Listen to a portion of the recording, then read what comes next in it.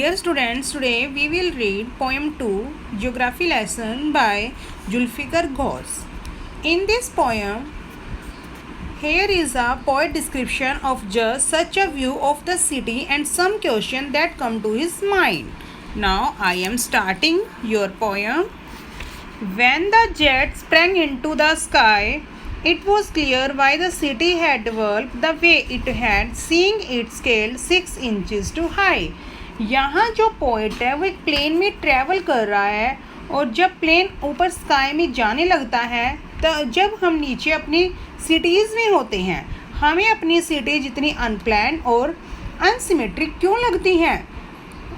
There seemed N इमिटेबिलिटी, ये अनिवार्यता हो जाती है. About what on ground had looked haphazard, यानी कि जो हमारी सिटी है वो प्लेन से देखने में भी इतनी ही अनसिमेट्रिक लगती है जितनी कि हम ग्राउंड पर होने पर उसको देखते हैं. Unplanned and without style when the jet sprang into the sky, जब प्लेन आकाश में उड़ा. When the jet reached 10,000 feet, it was clear why the country had cities where the rivers can and why the valleys were populated. जब plane 10,000 feet की ऊंचाई पर पहुंचा तो ये क्लियर था कि हमारी कंट्री ने ऐसे सिटीज क्यों बनाए जहाँ पर जो रिवर्स हैं वो बहती हैं और जो वैलीज हैं वर पॉपुलेटेड, वो लोगों से क्यों भरी हुई है. द लॉजिक ऑफ ज्योग्राफी, ये ज्योग्राफी का लॉजिक है कि the land and water attract man, land और वाटर ने जो ह्यूमन बीइंग है, मैन है, उसको काफ़ी अट्रैक्ट किया. वॉज क्लियरली डेलिमिटेड, ये स्पष्ट दिखाया गया है.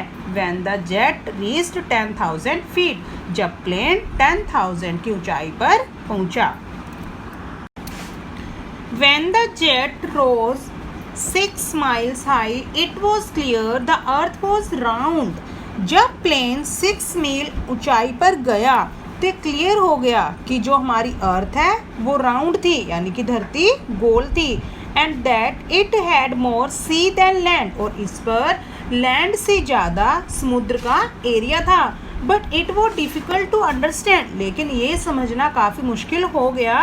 That the man on the earth found, कि आदमी ने, जो मनुष्य है, उसने एक दूसरे को समझना मुश्किल कर दिया कि कोज टू हेट ईच अदर, कि एक दूसरे से नफरत करने के क्या कारण है.